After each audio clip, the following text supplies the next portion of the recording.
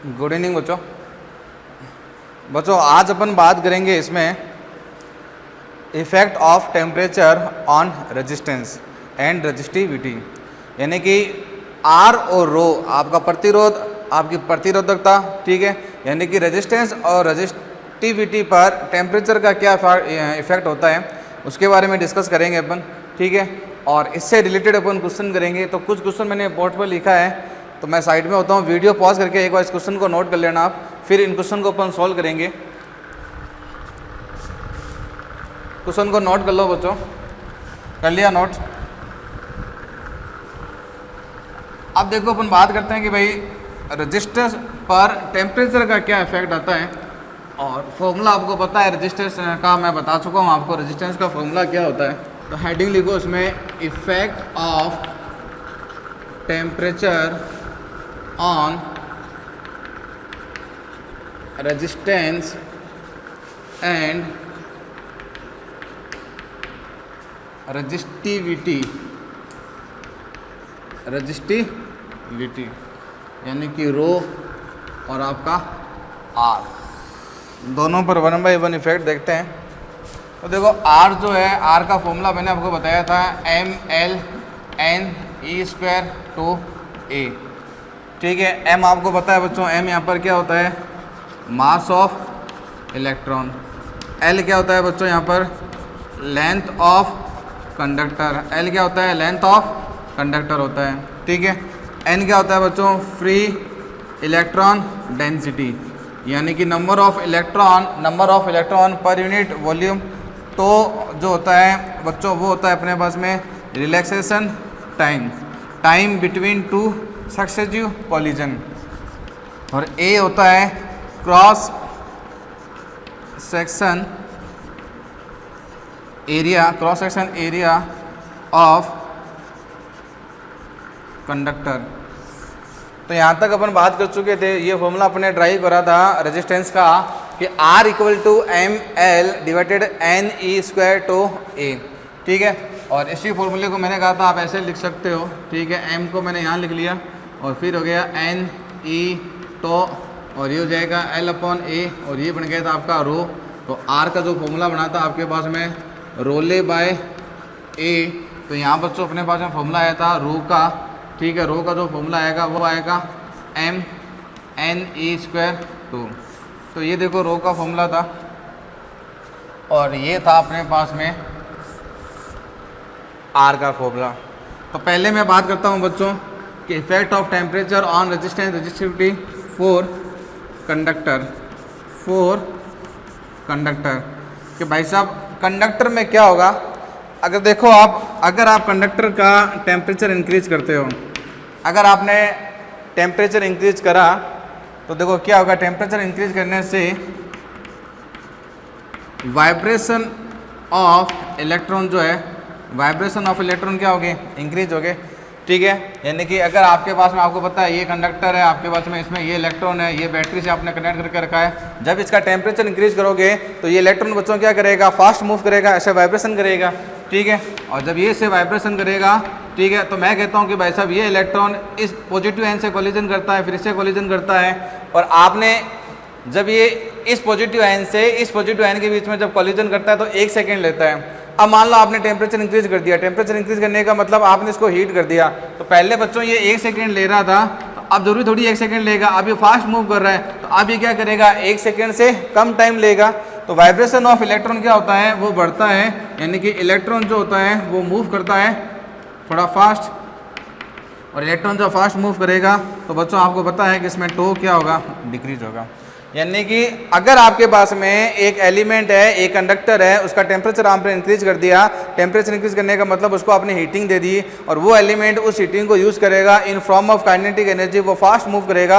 अब जब वो फास्ट मूव करेगा तो दो कोलिजन के बीच का जो टाइम है, दो कोलिजन के बीच का टाइम जो है वो बच्चों वो क्या हो जाएगा, रिड्यूज हो जाएगा। और टो रिड्यूज होने से, रिड्यूज होने से बच्चों आर जो है वो क्या होगा, इंक्रीज होगा, और रो भी क्या होगा, इंक्रीज होगा, ठीक है। तो पहली बात ये, लेकिन साथ में एक घटना और होती है, बट ठीक है, जब आप टेम्परेचर बेटो इंक्रीज करते हो तो आपका एन भी क्या होता है, इंक्रीज होता है।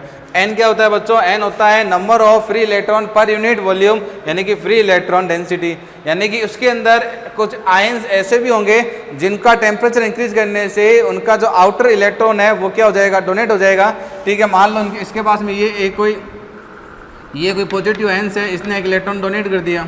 ठीक है, तो टेम्परेचर जब आप इंक्रीज करोगे, जब आप उसको हीटिंग करोगे, तो मे भी पॉसिबिलिटी है कि कोई एटम, ठीक है, कोई एटम अपना एक्सटर्नल ऑर्बिट का इलेक्ट्रॉन क्या कर दे, डोनेट कर दे, तो इससे एन क्या हो जाएगा, इंक्रीज हो जाएगा। अब बच्चों एन इंक्रीज होने से क्या होगा, एन इंक्रीज हो रहा है आपका, ठीक है, तो एन अगर ये चीज़ इंक्रीज होगा तो इसका मतलब रो क्या होगा, डिक्रीज होगा, और टो भी क्या होगा, डिक्रीज होगा। ठीक है भाई, ये बढ़ा तो ये घटा, एन बढ़ा तो रो घटा, यानी कि दो इफेक्ट एक साथ आ रहे हैं।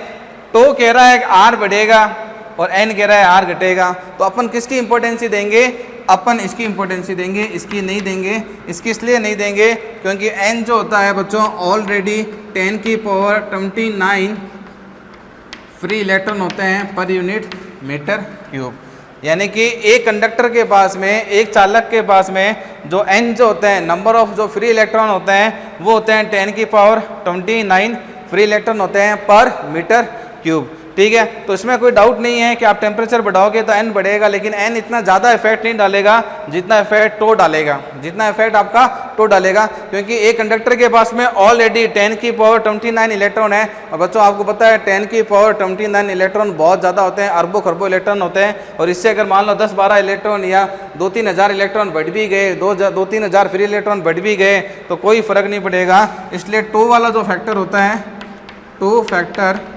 Important as compare to N.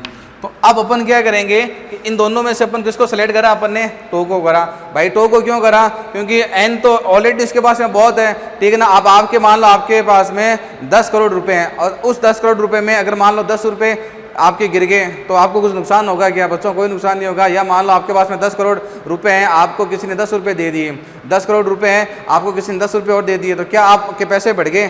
10 रुपये में कोई फर्क नहीं पड़ेगा, 10 करोड़ में 10 रुपये का आना जाना कोई फर्क नहीं पड़ता। इसीलिए इसके पास में खरबों इलेक्ट्रॉन है, अगर कुछ इलेक्ट्रॉन बढ़ भी गए तो इसका कोई इफेक्ट नहीं करता, टो का ज़्यादा इंपॉर्टेंट करता है। तो कंडक्टर में तो क्या हो गया, कंडक्टर में यानी कि जब आप टेम्परेचर बढ़ाओगे तो रो और टो क्या करेगा, बढ़ेगा। ठीक है, अब जब इसका मैं ग्राफ बनाऊंगा, ठीक है, तो इसका ग्राफ ऐसे बनेगा। यहाँ पर तो लिख लेना बच्चों टेम्परेचर, यहाँ पर रजिस्टर लिख दो या रजिस्टिविटी, तो इसका ग्राफ बच्चों ऐसा आएगा कंडक्टर के लिए। यानी कि टेम्परेचर बढ़ाओगे तो रेजिस्टेंस बढ़ेगा और रजिस्टिविटी भी बढ़ेगी, प्रतिरोध बढ़ेगा और बच्चों प्रतिरोधकता भी बढ़ेगी। ठीक है, इसको नोट करो, इसको नोट करो। ठीक है, कर लिया। अब अपन बात करते हैं, तो ये तो कंडक्टर के लिए बात हो गई। अब अपन बात करेंगे इसमें फॉर सेमीकंडक्टर के लिए क्या होता है, for semiconductor.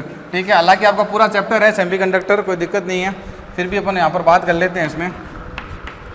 For semiconductor, semiconductor क्या होता है बच्चों, सिलिकॉन है, जर्मेनियम है, ये होते हैं। अब देखो इसमें क्या होगा, इसमें जब आप टेम्परेचर बढ़ाओगे तो वही बात है, क्या वाइब्रेशन ऑफ इलेक्ट्रॉन इसमें बढ़ेगा, जिसकी वजह से बच्चों टो क्या होगा, कम होगा। और टो अगर कम होगा, अगर ये चीज़ कम होगी तो इसका मतलब आर बढ़ेगा, और यहाँ टो कम होगा तो रजिस्टिविटी भी बढ़ेगी। ठीक है, और साथ में अगर आप टेम्परेचर बढ़ा रहे हो तो बच्चों इसमें एन क्या होगा, बढ़ेगा, एन क्या होगा, बढ़ेगा। अब एन क्या होता है, नंबर ऑफ फ्री इलेक्ट्रॉन। तो यहाँ पर आपके पास में नंबर ऑफ जो फ्री इलेक्ट्रॉन है वो बढ़ते नहीं हैं, वो बहुत ज़्यादा बढ़ते हैं। ठीक है, तो यहाँ पर अब एन बहुत ज़्यादा बढ़ रहा है, तो एन के बढ़ने की वजह से रेजिस्टेंस कम हुआ और वो भी कम हुआ। अब वही बात है, यहाँ पर भी दो फैक्टर हैं। तो कंडक्टर वाले केस में तो अपने टो को इम्पोर्टेंसी दी थी, लेकिन सेमी कंडक्टर में किसको इम्पोर्टेंसी देंगे अपन इसमें, क्यों देंगे, क्योंकि एन जो है वो ज़्यादा इफेक्ट करता है, वो ज़्यादा बढ़ता है, एन ज़्यादा बढ़ता है। एक सेमी कंडक्टर के पास में रूम टेम्परेचर पर फ्री इलेक्ट्रॉन बहुत कम होते हैं। ठीक है, उसके बाद में जैसे आप टेम्परेचर राइज करोगे तो फ्री इलेक्ट्रॉन बहुत ज़्यादा बढ़ जाते हैं। यानी कि इस बार कहानी उल्टी है, इस बार कहानी ऐसी ही है कि मान लो आपके पास में जेब में सिर्फ 10 रुपये हैं और मैं आपको 10 करोड़ रुपये ला के दे दूँ, तो 10 करोड़ रुपए जैसे ही मिले इसका मतलब आपके पास में बहुत पैसा आ गया, बहुत सारा, ठीक है ना। वो कहानी सेम यहाँ पर है। तो सेमीकंडक्टर में रूम टेम्परेचर पर फ्री इलेक्ट्रॉन और होल्स बहुत कम होते हैं। अचानक आप टेम्परेचर राइज करोगे तो नंबर ऑफ फ्री इलेक्ट्रॉन बहुत बढ़ जाएंगे। अब कैसे बढ़ेंगे वो अपन सेमीकंडक्टर चैप्टर में बात करेंगे। तो इसमें इसको इंपॉर्टेंसी नहीं देंगे, इसको इंपॉर्टेंसी देंगे, यानी कि सेमीकंडक्टर में आप टेम्परेचर राइज करोगे, टेम्परेचर राइज करने पर उसका रेजिस्टेंस, उसका रो बच्चों क्या हो जाएगा, कम हो जाएगा। सेमीकंडक्टर के लिए ग्राफ ऐसा रहेगा, रो और टेम्परेचर के बीच में, ठीक है, या फिर आर और टेम्परेचर के बीच में। ये सेमीकंडक्टर की कहानी हो गई बच्चों, नोट करें इसे। इसमें लिखो बच्चों, सम alloy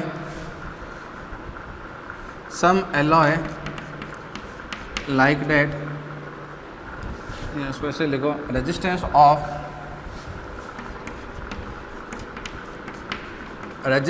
of some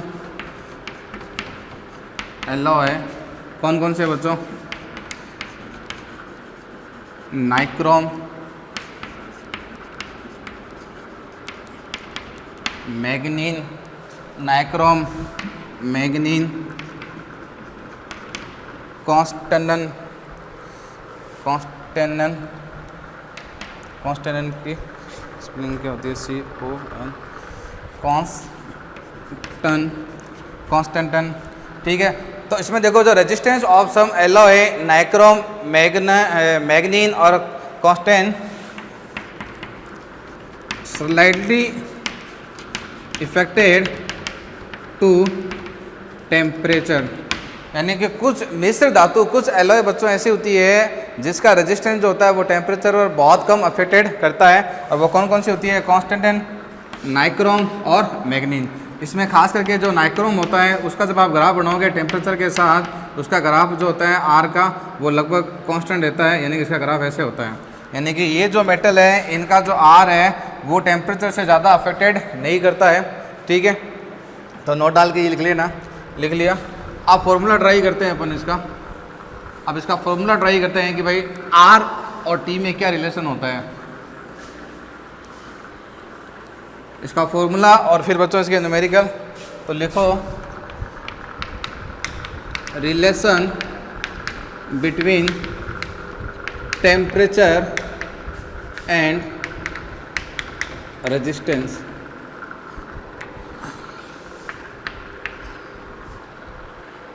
relation between temperature and resistance. तो देखो कैसे रिलेशन फाइंड करेंगे। मैं कहता हूँ मान लो मेरे पास में ये कोई रोड है, कोई कंडक्टर रोड है, ठीक है।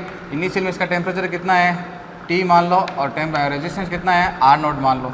अब बच्चों मैंने इसको हीटिंग कर दिया, मैंने बच्चों क्या कर दिया, इसको हीटिंग करा। और हीटिंग करने का मतलब मैंने बच्चों इसका टेम्परेचर क्या कर दिया, इंक्रीज कर दिया। तो जैसे ही मैं इसको हीटिंग करूँगा इसके अंदर एक्सपेंशन हुआ, ठीक है, थोड़ा सा एक्सपेंशन हुआ। अब इसका टेम्परेचर हो गया T प्लस dt, और अब इसका रेजिस्टेंस भी इंक्रीज हो गया, कितना हो गया, R प्लस TR। तो आप ये देखोगे कि चेंज इन जो रेजिस्टेंस होता है वो डायरेक्टली प्रोपोर्शनल टू होता है चेंज इन टेम्परेचर। भाई इस रोड का जितना टेम्परेचर आप बढ़ाओगे उतना रेजिस्टेंस बढ़ेगा, यानी कि इस वाली रोड का जितना टेम्परेचर आप चेंज करोगे उतना ही रेजिस्टेंस चेंज होगा। दूसरा, आर चेंज इन टेम्परेचर जो होता है, सॉरी चेंज इन रेजिस्टेंस जो होता है वो डायरेक्टली प्रोपोर्शनल टू होता है R0 के, ठीक है। यानी कि इस रोड का रेजिस्टेंस जितना ज़्यादा होगा, इस रोड का रेजिस्टेंस जितना ज़्यादा होगा उसके रेजिस्टेंस में चेंज भी उतना ज़्यादा होगा। तो इन दोनों को मैंने कंबाइंड फॉर्म में ऐसा लिख लिया, ठीक है, dt R0। अब ये डायरेक्टली का जब मैं साइन हटाऊंगा तो यहाँ पर एक अल्फा आएगा, ये अल्फा है, ये अल्फा है, और ये डायरेक्टली प्रोपोर्शनल का साइन है, तो ये हो जाएगा R0 dt, ठीक है। और अल्फा को बच्चों मैं क्या बोलूँगा, टेम्परेचर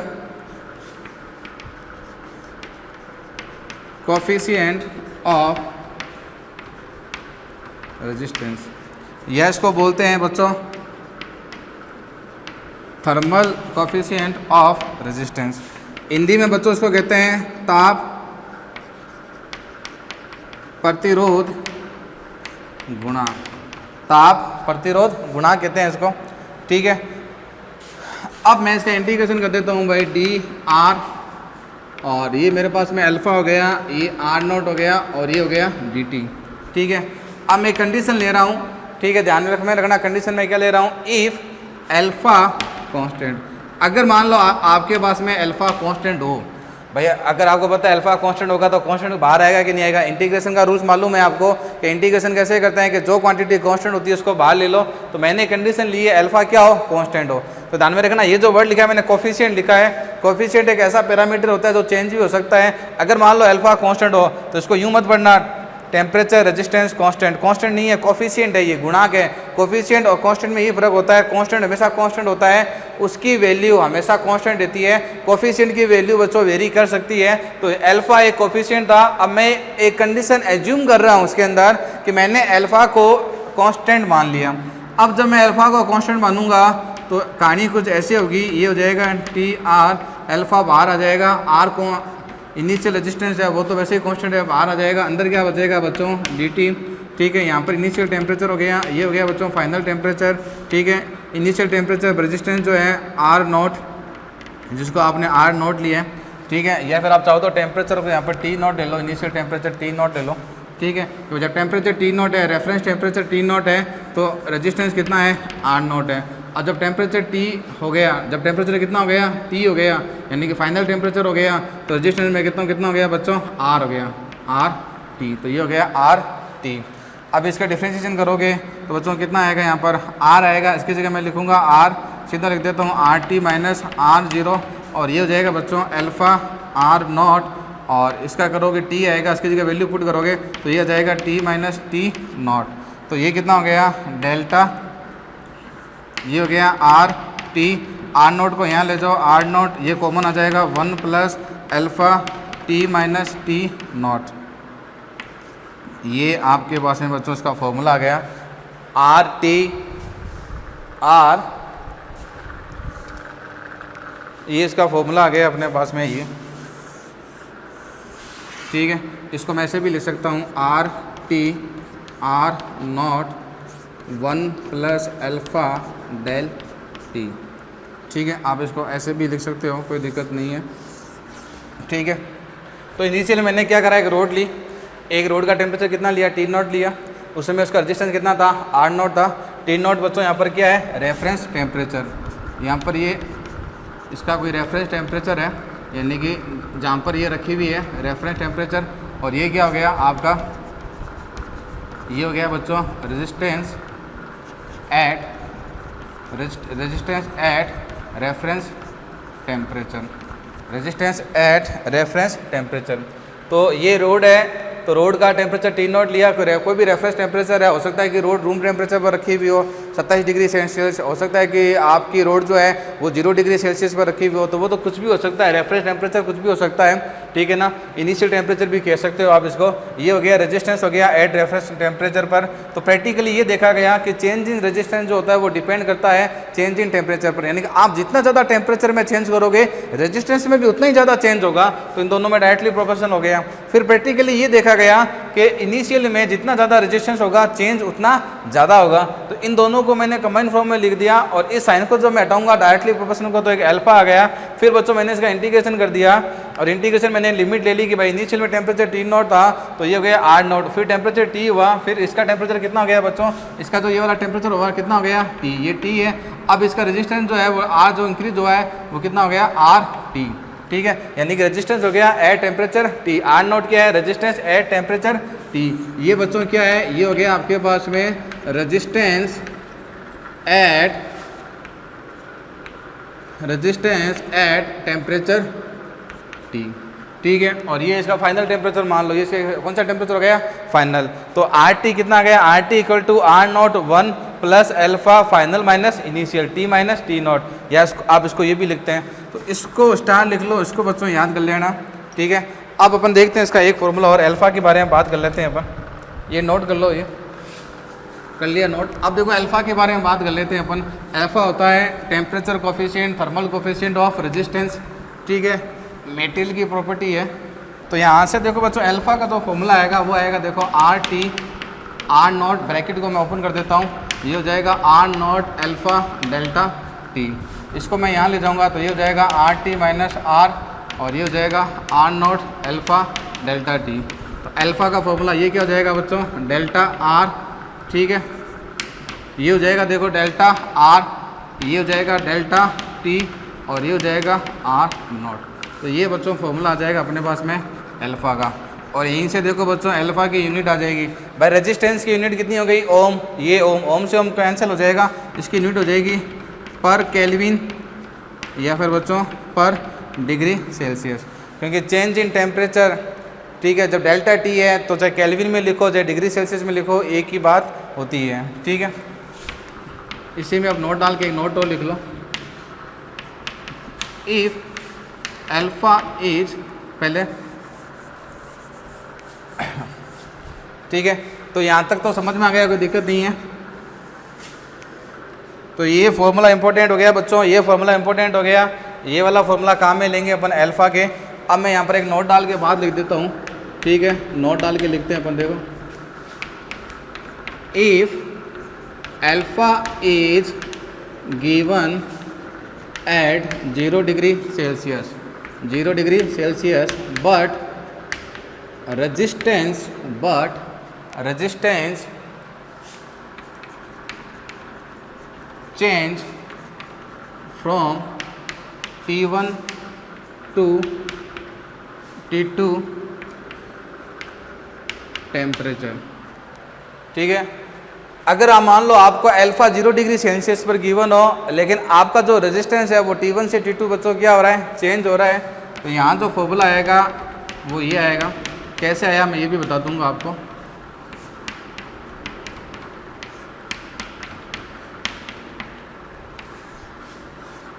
ये खतरनाक फॉर्मूला है आपके पास में, खतरनाक फॉर्मूला। मेन फॉर्मूला बच्चों ये है, इसको बोलते हैं मेन फॉर्मूला। और ये है खतरनाक फॉर्मूला। ये कब यूज़ करोगे, ये यूज़ करना जब अल्फ़ा कितने पर गिवन हो। ये कब यूज़ करोगे, ये तब यूज़ करोगे जब अल्फ़ा कितने पर गिवन हो, 0 डिग्री सेल्सियस पर, लेकिन टेम्परेचर कहाँ से है, और रेजिस्टेंस जो है आपका रेजिस्टेंस चेंज हो रहा है T1 टू T2, ठीक है। लिखो उसको,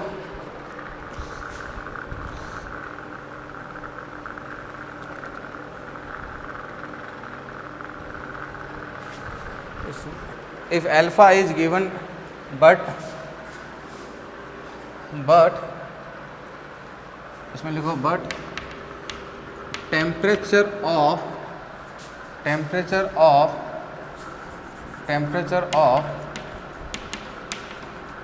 रेजिस्टेंस चेंज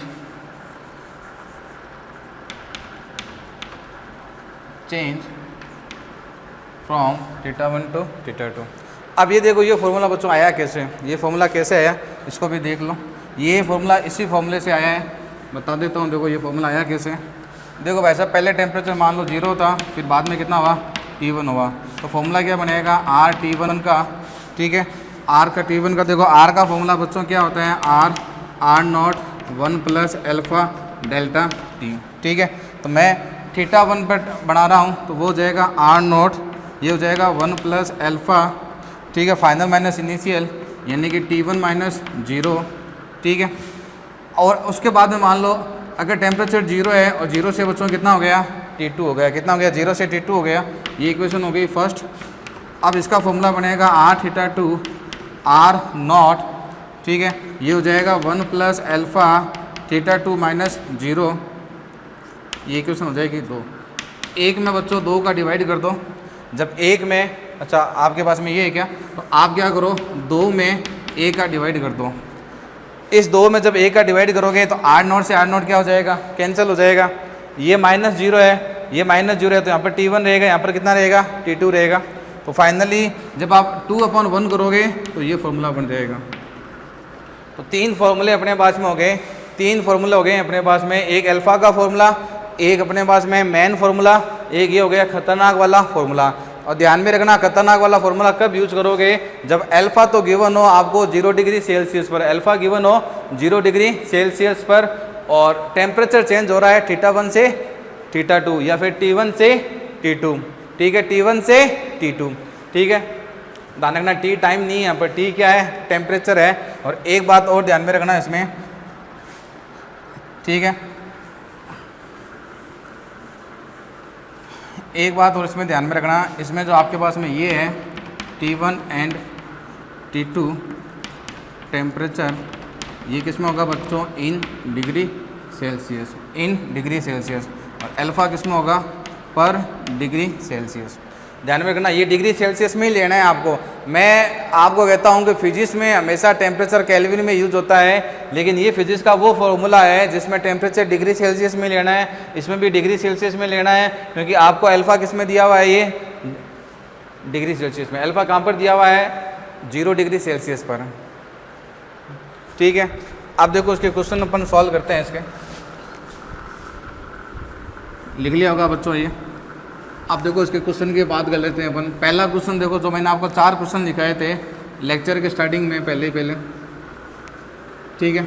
और यहाँ पर मैं फॉर्मूले लिख देता हूँ, तो कौन कौन से फॉर्मूले अपने पास में अभी तक आ चुके हैं। तो एक तो आया है मेन फार्मूला, जो मेन फार्मूला है वो तो ये R0 1 plus alpha delta, ठीक है। उसके बाद में एक अल्फ़ा का फॉर्मूला है आपके पास में R0 delta R upon delta. फिर एक आया बच्चों अपने पास में खतरनाक वाला फार्मूला। खतरनाक वाला फार्मूला क्या है, R2 R T1 1 plus alpha T2 1 plus alpha T1, ठीक है। और ये यूज़ कब करोगे, जब अल्फ़ा आपको गिवन हो 0 डिग्री सेल्सियस पर, जब अल्फ़ा गिवन हो आपको 0 डिग्री सेल्सियस पर, ठीक है। तो पहला क्वेश्चन देखो, मैंने जो क्वेश्चन जो आपको लिखाया था, पहला क्वेश्चन देखो आपको क्या कह रहा है, at room temperature, at room temperature. First number question देखो, तो पहले में देखो आपको टेम्परेचर गिवन है, रेजिस्टेंस गिवन है। टेम्परेचर गिवन है बच्चों 27 डिग्री सेल्सियस। पहला क्वेश्चन मैं पढ़ रहा हूँ, पहला क्वेश्चन मैंने लिखाया था। फर्स्ट क्वेश्चन देखो जो मैंने आपको लिखाया था, at room temperature 27 degree Celsius the resistance of heating element 100 ओम, ठीक है। What is the temperature of element if resistance is found 117 ohm given at room temperature? Alpha आपको जो गिवन है 1.70 इंटू 10 की पावर -4 पर डिग्री सेल्सियस। और यहाँ पर आपको बच्चों टेम्परेचर फाइंड करना है। तो पहले तो बताओ कौन सा फॉर्मूला काम में लूँ भाई, अल्फ़ा तो गिवन है, मेन फार्मूला काम में लूँ कि खतरनाक वाला लूँ। खतरनाक वाला फार्मूला कब काम में लोगे, जब अल्फ़ा कहाँ पर गिवन हो 0 डिग्री सेल्सियस पर। और यहाँ पर बच्चों अल्फ़ा कहाँ पर गिवन है, ये गिवन है at room temperature, at room temperature. Room temperature कितना है 27, यानी कि अल्फ़ा बच्चों आपको 27 पर गिवन है, अल्फ़ा कहाँ पर गिवन है आपको 27 पर। तो कौन सा फार्मूला काम में लोगे आप, पहला फार्मूला काम में ले लो। कौन सा फार्मूला काम में लोगे, फर्स्ट फार्मूला जो है वो काम में ले लो। आप चाहो तो सेकंड भी काम में ले सकते हो, आपको अल्फ़ा गिवन है, आप डेल्टा टी फाइंड कर सकते हो, आपकी मर्जी है। चाहे ये फार्मूला काम में लो चाहे ये लो, मतलब ये मत लेना क्योंकि इसमें अल्फ़ा 0 डिग्री सेल्सियस पर गिवन होता है। तो मैं मान लेता हूँ कि बच्चों ये टेम्परेचर कितना है, टी है। तो अल्फ़ा का देखो फॉर्मूला कितना होता है, R0 initial change in R upon change in delta T. तो अल्फ़ा देखो आपको गिवन है 1.70 इंटू 10 की पावर -4 है, इसको मैं नीचे लेके आ गया भाई, 10 की पावर -4 है, अपॉन में लेके आ गया तो ये प्लस हो गया। फिर 1 अपॉन R0 कितना गिवन है बच्चों 100। फिर चेंज इन टेम्परेचर कैसे निकालोगे, फाइनल माइनस इनिशियल, तो कितना है 117 माइनस 100 कितना हो जाएगा 17, तो ये हो गया 17। अब change in temperature final minus initial, ठीक है। तो ये इसको चेंज कर दो केल्विन में, तो ये हो जाएगा बच्चों कितना हो जाएगा 300 केल्विन हो जाएगा। ये कितना हो जाएगा 300 केल्विन हो जाएगा। तो ये हो जाएगा T माइनस 300, ठीक है। R समझ गए, फाइनल माइनस इनिशियल, फाइनल 117 हुआ, इनिशियल 100 था तो 17 बच्चा, ठीक है। आप देखो कैसे सोल्व करेंगे, पॉइंट हटाओ 100 लगाओ, ठीक है। ये 100 से 100 गया, ठीक है। ये 0 से 0 गया, और बच्चों ये 17 से 17 गया, तो ये इधर आ जाएगा T माइनस 300। कुछ बचा क्या यहाँ पर, 1 2 3 1000 बचा। कितना बचा बच्चों 1000, ठीक है। तो ये 300 है, ठीक है। तो ये कितना हो जाएगा 100, और ये 3 कितना हो जाएगा बच्चों 1300 केल्विन, क्योंकि ये टेम्परेचर केल्विन में है तो आपका आंसर भी किस में आएगा, केल्विन में। तो ये पहला क्वेश्चन हो गया। ठीक है। अल्फ़ा वाला फॉर्मूला काम में ले लो बच्चों, ये ले लो चाहे ये ले लो, एक ही बात है। लिख लो उसको, लिख लिया। नेक्स्ट क्वेश्चन देखो उसका, नेक्स्ट क्वेश्चन देखो उसका। तो नेक्स्ट क्वेश्चन पढ़ लो जो मैंने वीडियो पॉज करके लिखा था। तो नेक्स्ट क्वेश्चन जो आपको कह रहा है, ये नेक्स्ट क्वेश्चन ये कह रहा है आपको 8, question number second, 8 20 degree Celsius, 8 27 degree Celsius, resistance of wire R, resistance of wire R at what temperature इस रेजिस्टेंस इज इंक्रीज 2%, यानी कि परसेंटेज आर आपको गिवन है बच्चों कितना, 2%। At room temperature, at room temperature alpha बच्चों आपको given है, अल्फ़ा कितना गिवन है आपको, 4 × 10⁻³ पर degree Celsius at room temperature.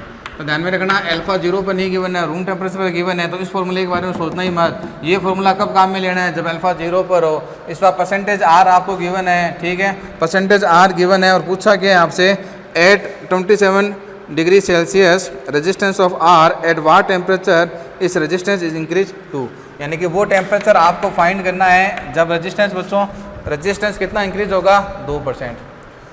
तो क्वेश्चन पढ़ लो, 27 डिग्री सेल्सियस पर टेम्परेचर कितना है, 27 डिग्री सेल्सियस टेम्परेचर पर रेजिस्टेंस कितना है, आर है, यानी कि 27 पर रेजिस्टेंस है आर। अब ये आर कितना बढ़ गया, 2%। तो जब आर 2% बढ़ेगा तो टेम्परेचर कितना होगा। तो देखो सोल्व करते हैं इसको। और अल्फ़ा आपको ये गिवन है रूम टेम्परेचर पर। तो ये दोनों फॉर्मूले तो एक ही है, क्योंकि 2 नंबर फार्मूला एक से आता है। तो आप ये यूज़ करो या ये यूज़ करो, एक ही है। मैं ज़्यादा इसको यूज़ करता हूँ, ये थोड़ा आसान रहता है। तो आप ये देखो अल्फ़ा बराबर बच्चों क्या होता है, delta R upon R not, और ये इसका गया 1/del_T। परसेंटेज आर को क्या लिखते हो आप, डेल्टा आर अपॉन आर, ये 2 परसेंटेज का साइन हटा दो 100, ठीक है। तो अल्फ़ा कितना, अल्फ़ा देखो आपको गिवन है 4 10 की घात -3 है, तो 4/1000। डेल्टा आर अपॉन आर ये कितना हो जाएगा, 2/100। और ये आपके पास में क्या हो जाएगा, final minus initial. Final temperature को T मान लो, इनिशियल कितना है 27 है, 27 का मतलब कितना हो गया 300 केल्विन। भाई 27 का मतलब कितना हो गया 300 केल्विन, हुआ कि नहीं हुआ, 300 केल्विन हो गया, ठीक है। तो ये टेम्परेचर आ गया। दाने का डेल्टा T कैसे आ जाएगा, final minus initial. Initial 300 kelvin है, फाइनल को मैंने T मान लिया, कुछ कैंसिल हो रहा है, ये गया, ये गया, ये गया 2 बार, ये गया 5 बार।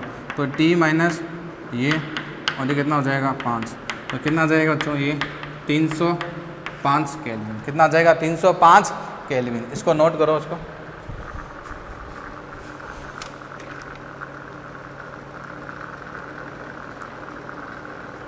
कर लिया नोट। देखो नेक्स्ट क्वेश्चन देखो इसका, क्वेश्चन नंबर 3। क्वेश्चन नंबर 3 की मैं बात करता हूँ। क्वेश्चन नंबर जो 3 है, क्वेश्चन नंबर 3 में देखो ये कह रहा है the resistance of a bulb filament is 100 ohm at a temperature 100 degree Celsius. यानी कि रेजिस्टेंस आपको गिवन है, कितना गिवन है बच्चों, 100 ओम, और टेम्परेचर कितना गिवन है आपको 100 degree Celsius, 100 degree Celsius at 0 degree Celsius. ध्यान से करना, एट 0 डिग्री सेल्सियस इफ़ इस टेम्परेचर कोफिशिएंट, यानी कि आपको अल्फ़ा गिवन है, अल्फ़ा गिवन है 0.005 पर डिग्री सेल्सियस, और ये आपको गिवन है एट 0 डिग्री सेल्सियस पर, ठीक है। Its resistance will become 200 ohm at temperature. तो आपको टेम्परेचर फाइंड करना है, ठीक है। तो आपको टेम्परेचर गिवन था, ठीक है। तो क्वेश्चन देखो ऐसा था, एक बल्ब है, एक बल्ब का रेजिस्टेंस 100 है, 100 डिग्री सेल्सियस टेम्परेचर पर, फिर उसका रेजिस्टेंस कितना हो गया 200। तो आपको ये फाइंड करना है उसका टेम्परेचर कितना होगा, उसका टेम्परेचर कितना होगा। लेकिन बढ़िया बात ये है, देखो टेम्परेचर चेंज हो रहा है T1 से T2, अल्फ़ा 0 पर गिवन है, अल्फा 0 पर गिवन है। तो बच्चों ये देखो ये रहा, ये अल्फा 0 पर गिवन है। तो मैंने पहले ये नोट लिखा था, मैंने कहा था अगर आपको अल्फा 0 पर गिवन हो और आपका टेम्परेचर T1 से T2 चेंज हो रहा है, T1 से T2 चेंज हो रहा है, तो फॉर्मूला कौन सा काम में लोगे ये। तो इसमें देख लो ये वाला टेम्परेचर बच्चों क्या हो गया T2, और आपको फाइंड क्या करना है बच्चों, T1 आपको गिवन है, T2 फाइंड करना है। तो खतरनाक वाला फॉर्मूला यूज कर रहा हूँ, अल्फा ये गिवन है तो फॉर्मूला कौन सा लोगे, खतरनाक। जो खतरनाक फॉर्मूला होता है ये, क्योंकि कैलकुलेशन टफ, इसको खतरनाक इसलिए बोलते हैं क्योंकि कैलकुलेशन टफ रहती है और है भी थोड़ा खतरनाक। देखो ये इजी है, इसको याद करना इजी है, इसको थोड़ा याद करना टफ है। तो फॉर्मूला मैं ये लूँगा R θ2 R T2 R T1 1 plus alpha T2 1 plus alpha T1। अब इस टेम्परेचर को T1 माना है तो इसका मतलब ये टेम्परेचर, ये रेजिस्टेंस कौन सा है θ1 पर, और इसको T2 माना है, इसको T2 माना है तो इसका मतलब ये रेजिस्टेंस कौन सा है T2 पर। तो ये बच्चों देखो R रेजिस्टेंस T2 टेम्परेचर पर कितना 200, R रेजिस्टेंस T1 पर कितना हो गया 100, 1 प्लस अल्फ़ा कितना गिवन है 0.005, T2 फाइंड करना है। ठीक है, ये हो जाएगा 1 प्लस 0.005 T1 बच्चों कितना है 100। देखो डिग्री सेल्सियस में दिया हुआ है, मैं डिग्री सेल्सियस में रख रहा हूँ। मैंने आपको कहा था इसमें टेम्परेचर डिग्री सेल्सियस में आएगा, ये भी डिग्री सेल्सियस में।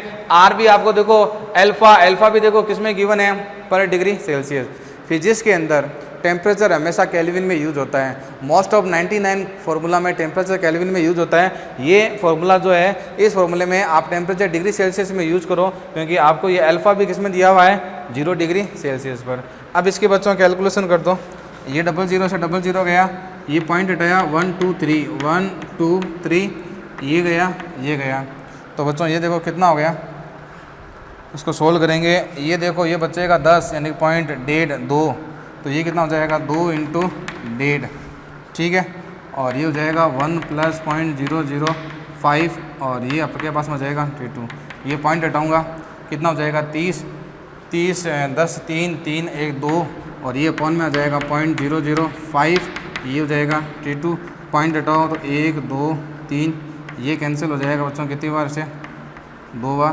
तो T2 बच्चों कितना आ जाएगा 400 डिग्री।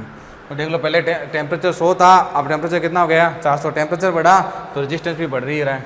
आर बढ़ रहा है कि नहीं बढ़ रहा है भाई, अपन को पता है ना। कंडक्टर के अंदर बच्चों ध्यान में रखना, कंडक्टर के अंदर रेजिस्टेंस जो होता है टेम्परेचर के डायरेक्टली प्रोपोर्शनल होता है। टेम्परेचर बढ़ाओगे तो आर भी क्या होता है बढ़ता है, टेम्परेचर बढ़ाओगे तो आर भी बढ़ता है। तो आंसर कितना हो जाएगा 4 डिग्री सेल्सियस। फॉर्मूला कौन सा यूज़ करा मैंने, खतरनाक वाला फॉर्मूला यूज़ करा। क्यों यूज़ करा खतरनाक वाला, क्योंकि अल्फ़ा मेरे को 0 डिग्री सेल्सियस पर गिवन है।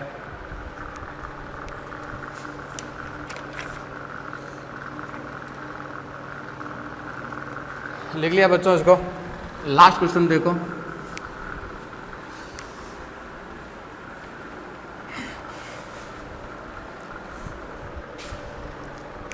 लास्ट क्वेश्चन बेटा लास्ट क्वेश्चन देखो क्या कह रहा है आपको बच्चों। देखो लास्ट क्वेश्चन ये कह रहा है रेजिस्टेंस ऑफ ए वायर, यानी कि रेजिस्टेंस गिवन है, टेम्परेचर गिवन है। रेजिस्टेंस ऑफ 5 ओम, टेम्परेचर कितना हो गया 50 डिग्री सेल्सियस। उसके बाद में कह रहा है ये 6 ओम, टेम्परेचर कितना हो गया 100 डिग्री सेल्सियस।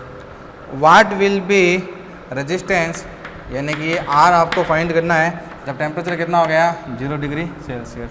अब ऐसे क्वेश्चन को देखो शॉर्टकट बताता हूँ आपको, शॉर्टकट कैसे मारोगे। ठीक है, इसका शॉर्टकट लेंथी मेथड तो ये होता है भाई, इन दोनों का यूज करो। ठीक है, उससे फिर अल्फ़ा निकालो। पहले 1 फार्मूला ये वाला फार्मूला यूज करो, एक बार इसके लिए फिर एक बार इसके लिए, उससे फिर अल्फ़ा आएगा, फिर जो अल्फ़ा आएगा उस अल्फ़ा की वैल्यू पुट कर दो इसके अंदर। वो बहुत लेंथी मेथड है। ठीक है, मैं शॉर्टकट बता देता हूँ। और ये शॉर्टकट कब लगेगा, अभी देखो आर टी के डायरेक्टली प्रोपोर्शनल है कि नहीं है। आपका जो आर है, आपका जो रेजिस्टेंस है बच्चों टेम्परेचर के डायरेक्टली प्रोपोर्शनल है। तो आप इसको अपनी मर्जी से सेट कर दो। अपनी मर्जी से कैसे सेट करोगे, मैं जैसे सेट कर रहा हूँ देखो 6 - 4 और मैंने यहाँ पर लिख दिया 6 - R। ठीक है, 6 - 5, ध्यान में रखो 6 - 5 6 - R। अब यहाँ पर 6 लिखा है तो टेम्परेचर भी बच्चों 6 का लिखो। टेम्परेचर देखो 6 का कितना है 100। यहाँ 5 लिखा है तो टेम्परेचर 5 का लिखो 50। ठीक है, यहाँ 6 लिखा है तो टेम्परेचर भी 6 का लिखो, और यहाँ R लिखा है तो R का टेम्परेचर कितना हो गया 0। यानी कि मैथ्स के अंदर एक कंसेप्ट होता है, अगर R T के डायरेक्टली प्रोपोर्शनल है तो आप R2 माइनस R1, और आप चाहो तो R2 माइनस R3। अब यहाँ पर अगर R2 लिखा है तो यहाँ पर T2 लिखो, ये R1 लिखा है तो ये T1 लिखो, ठीक है। ये R2 लिखा है तो ये T2 लिखो, ये T3 लिखो। आपकी मर्जी है, कुछ भी ले लो, ये 2 ले लो या ये 2 ले लो, आपकी मर्जी है। मैंने 6 माइनस 5 लिया है, आप 5 माइनस 6 कर दो, या 5 माइनस R कर दो, या 6 माइनस R कर दो, किन्हीं भी 2 डिजिट का डिफरेंस ले लो। लेकिन जो डिफरेंस यहाँ ले रहे हो वो डिफरेंस यहाँ लेना, जो डिफरेंस यहाँ ले रहे हो वो डिफरेंस यहाँ लेना, तो ही आपका आंसर सही आएगा। आप कुछ भी ले लो, आप करके देख लेना, चाहे आप 5 माइनस R ले लो, R माइनस 5 ले लो, लेकिन डिफरेंस ध्यान रखना, यहाँ 6 का लिया है तो टेम्परेचर 6 का लेना, यहाँ 5 लिया है तो टेम्परेचर 5 का लेना। तो 6 माइनस 4 कितना हो गया बच्चों 1, ये हो जाएगा 6 माइनस 4, ये कितना बचेगा 100, और ये कितना बचेगा 50, यानी कि 1/2 बचेगा, ठीक है। ऊपर तो बचेगा 50, नीचे 100, 50/100 यानी कि 1/2, 1/2। तो ये हो जाएगा 6 माइनस R, ये हो गया 6 माइनस R बच्चों, ये कितना हो जाएगा 2, तो R कितना हो जाएगा 4 ओम। R कितना हो जाएगा बच्चों 4 है। तो बहुत इंपॉर्टेंट है ये शॉर्टकट, बहुत अच्छा शॉर्टकट है। लेकिन ये ध्यान रखना, ये शॉर्टकट पूरे फिजिक्स में तभी लगाना जब रिलेशन कैसा हो, डायरेक्टली प्रोपोर्शनल का। ध्यान रखना, ये शॉर्टकट तभी लगो फिजिक्स में जब रिलेशन डायरेक्टली प्रोपोर्शनल का हो। जब भी रिलेशन डायरेक्टली प्रोपोर्शनल का हो तो ये फॉर्मूला बेस्ट है। किन्हीं भी 2 का अंतर ले लो, आपकी मर्जी है, चाहे 2 1 का लो, कैसा भी लो, आपका आंसर आएगा, ठीक है। इसको नोट कर लो, उसको क्वेश्चन को।